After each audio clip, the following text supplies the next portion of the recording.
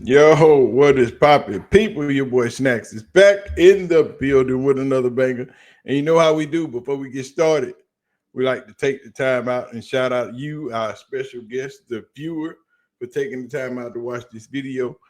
And while you're here, do us a solid and hit that like button, hit the subscribe button, and don't forget to leave your comments down in that comment section. And you know we don't do a video without talking about the C1T.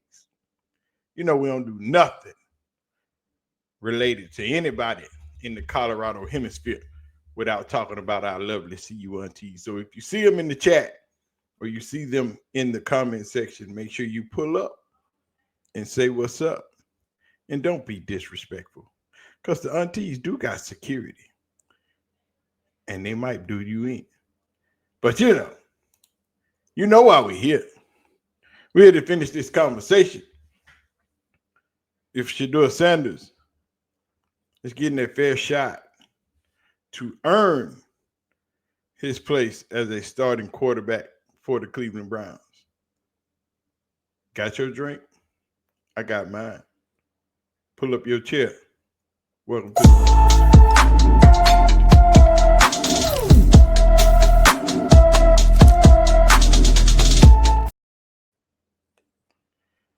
Shedeur Sanders. When we left off, we were speaking upon the fact that Dylan Gabriel was 70% on his Shedeur Sanders was 70%, holding tight, holding firm on his college passing percentage. It's carrying over through into the NFL. As of Friday, Shedeur Sanders was 7 for 10 for 70%. Dylan Gabriel had a bad day as he went 3 for 14 for 21% completion. Kenny Pickett was out with a hamstring injury, and good old Joe Flacco, Uncle Joe, was 9 for 13 with a 69.2 completion percentage, 2 touchdowns. And there was only one interception thrown by our baby, Dylan Gabriel. I shouldn't do that. See, here you go, Snacks. Trying to mess it all up for everybody else. Every time we start making a good video, you go and throwing jokes in. But as we see through this quarterback competition, Joe Flacco is 54 for 92, completing 58.7% of his passes with 3 touchdowns and 0 interceptions. Kenny Pickett is 23 for 34 because he is out with a hamstring injury. He's still completing 67% of his passes with 3 touchdowns and 1 pickalicious. But the man of the hour, who is getting most of the reps in training camp, young Dylan Gabriel, is 62 for 113, completing 54% of his passes with 4 touchdowns and 2 interceptions. Pickalicious is what we call him. And the young king, Shedeur Sanders, is 49 for 70% pass completions with 6 touchdowns and 0. Absolutely no interceptions. Pickalicious is what we call them. Now, as we talk about this thing that is seemed to grab everybody by their chest and pound it like it's an 8-inch hammer, 10 pounds in weight. What is your perception of a fair chance? Is always the question. It depends on which side of the aisle you're standing on. And no, we're not talking politics. Because if you're on either side of that aisle, you might be a little bit shaky. We're going to have to worry about you. But if you're standing on the Dylan Gabriel side of the aisle and you're a fan of Dylan Gabriel, you're screaming, well, Shedeur Sanders is getting his shot. He's working with the second team. He's worked his way up, getting all the reps on the third and the fourth team. But if you are a Shedeur Sanders fan, you're screaming, we haven't gotten enough. We want to see first team reps. But I'll say this, as we look at Tiny Dylan, this is football. This is the NFL. And in the NFL, there's a hierarchy. There are levels. And in the NFL, they believe you have to work your way up from whence you were drafted. So if those that are drafted in front of you are in playing the same position as you, you have to beat them out of their position. And as we stand here today, and the math is mathing, it seems to most that Shedeur Sanders is beating Dylan Gabriel out of his position. Now, I'll give you this. Some of us say that Kevin Stefanski and Andrew Berry haven't given Shedeur Sanders enough chances, and that they have given Dylan Gabriel more than enough chances. But I say to you, young Shedeur Sanders fan, young Shedeur Sanders auntie, internet uncle, internet cousin, don't fray, my friend. Hold your mule, because the way you look at it might not be the way that it is. I give you this. As that beat drop, hey, I give you this to tell you that if Shedeur Sanders don't get it, let me stop, man. If Shedeur Sanders is not getting enough reps and Dylan Sanders is getting more than enough reps, what if they are just pushing Dylan Gabriel out there and just wanting to see? We're giving him every chance that he's got. We're giving him all the first team reps, all the second team reps. Sometimes people give you enough rope to hang yourself. And just because you're not winning up front, don't mean you can't come from behind and win the race. The race of the tortoise and the hare is a perfect example. Slow and steady wins the race. And that's what Shedeur is. Consistent. No matter what. No matter the obstacles, no matter the bumps and bruises, no matter where you put me at, when I get on this field, it's my time to shine. And every completion that I complete brings me closer and closer to that tortoise, to that hare, which is Dylan Gabriel, running way the hell out there in first place, just getting it. Little tail just wagging, little feet just bouncing, he getting it, smoking him. But every time he make a pass and it's an incompletion or it's batted down, he lose one of them power pills. He started running out of breath. And that tortoise is just slow and steady. Shedeur Sanders just dropping them off. Completion. And every completion to every incompletion that Dylan Gabriel throws gets me closer and closer.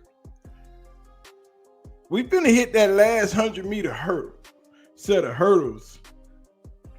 We coming around this bend, right? We at that top stretch. You know, when you come out that back straightaway and you get that top stretch at the top, get ready to hit that last 100 where everybody start pouring it on. That's where we at, because it's coming up to game week. And Shedeur Sanders is just When the race start back, we taking a water break right now. Everybody stop. He taking a break. Getting a little fuel. You know, Dylan Gabriel, he over there eating his carrots. You know, hopping around, picking up grass, eating it. Shedeur just went back in his shell. Well, he said, my arm's sore. I need to take a little break.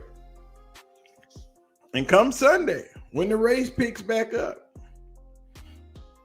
we're going to continue where we left off. Shedeur going to go out. Might get them first team reps because this is that week. This is the final week. This is the home stretch before it's game time, before the spotlight come on, before you have to stand up on that stage and say, damn it, I'm here. He's just going to go out there and continue to do what he's been doing. Completion after completion, touchdown after touchdown, and with each completion, he gets closer and closer until it's game time. And when it's game time, little Dylan, you might get out there first. But once Shedeursanders takes that field, those completions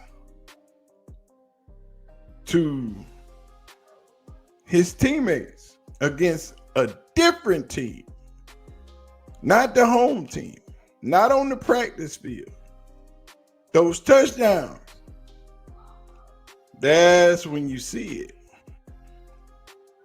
But Bernie Kosar is a legend in Cleveland. And he told y'all he likes Shedeur. He liked what he doing. He believes in Shedeur. And the people of Cleveland are starting to get behind Bernie. Absolutely love how he's throwing and handling himself. It's really been spectacular. I love his demeanor, and you've heard me being repetitive from what we just talked about. He's the first guy out here for practice, and it's not, he's out here doing drills an hour before practice, and here we are 50 minutes after practice, still right here, and Shedeursanders is still out here signing autographs. So hats off to him to be able to handle being a rookie, handle the complexity of an NFL playbook, and then handle the complexity of being so in demand right now. It's very impressive to watch him handle it. So like I tell you, young Shedeursanders fan, young Shedeursanders auntie, hold your mule, because all is not lost. That is a legend in Cleveland's lore. Bernie Kosar, the only quarterback that they've ever believed in. And that's a shame because he was a quarterback 40 years ago. The only quarterback that Cleveland believed in. The last good quarterback that they've had. And his word is golden in Cleveland. And if he say he likes Shedeur, the rest of them fall in line. He even sat down and talked to Shedeur and told Shedeur how much he likes him. Told him how much he loves everything that he's doing and everything that he stands for. See you being one of the first guys out to practice. You're for sure one of the last guys to leave. Not that I'm stalking you, but it's impressive to watch some of the individual drills that you do to get yourself prepared. So it's quite clear the work ethic's beyond impressive in terms of the internal preparation for it. But then the ability to be aware of the surroundings and just your influence so far in the community, out here at camp, and then watching you sign autographs afterwards. Really hats off to you in terms of, your commitment to your craft, to your team, and then to the community. What do you attribute to being able to do that? Just being a normal human. I don't think anything is hard when it comes to that. You feel like it's just something I internally just feel like doing. So at this point in life, I don't think I would fake anything. because there's no need, there's no reason to. So Wow, it's beautiful. Everything is just genuinely how I am. You do an amazing job of making young people and people believe that they matter by giving self-confidence and self-esteem. And I see you doing that within the locker room and with your teammates. So for a young rookie, keep it up. You matter. Yeah. With a fist bump, with the pound from the legend. You know what that means? Oh, we in there. But what I'm telling you is, it doesn't matter at this point. Because if you have to think about the position that Shedeur is in. Shedeur is a 5th round draft pick. And I keep saying that because that is going to be their argument every time. And in the NFL, where the question would be, if Shedeursanders was on any other team drafted in the 5th round, where would he get the chance to start, to earn a place to start on that team? Cleveland might not be ideal. Cleveland does things unorthodox, and I can dig it. I am an unorthodox person, but I ask you to look at things from a different perspective. Look at things as if Dylan is getting all of the chances. And then when it's time to make a decision, the decision will be easier because there will be no excuses to make. There will be nothing left to do but pass the torch. When you can say, I've given you every chance. I've given you more reps with the first team, more reps with the second team. We put you in situations to see how you would handle them. When they've done all that, and then they say, young Shedeur, step here. First team offense, run it. And he goes out there and balls out. There is nothing no one can do. Like I told you, once they see it, and once they put it in the public sphere, they'll never be able to take it back. He already has kids in that camp.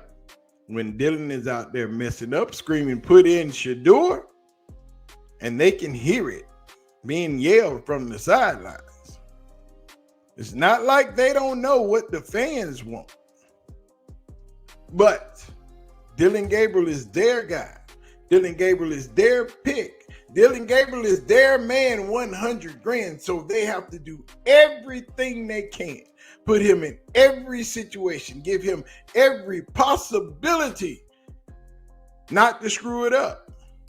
And long as he keeps screwing it up, not completing the passes, getting passes knocked down, showing that he will be sacked on almost every other play, have to take Myles Garrett out and say, Myles, we're going to let you rest today. Shedeur is not playing today. Dylan Gabriel, it's all on you. And your balls are still getting patted down. You're still getting touched, rushing by the defense. You're still incomplete, making plenty of incompletions. Running the offense, we can't see you behind the line, so we know you can't see the receiver. We're giving you every chance. So we must ask you that you gracefully bow out to the 4th position in this quarterback room. Shedeursanders, it's your turn to step up. Take your rightful place amongst this first team. Show us what you got. You got about 3 days. And he balls out, which we expect him to do. You just got to be patient, people. You just got to wait. Only thing you got to do is hold your mute. But that's it. We're going to get out of here. Don't forget to hit the like button, hit the subscribe button, and leave your comments down in the comment section. Make sure if you see a See You Auntie in the chat, you say what's up and be respectful.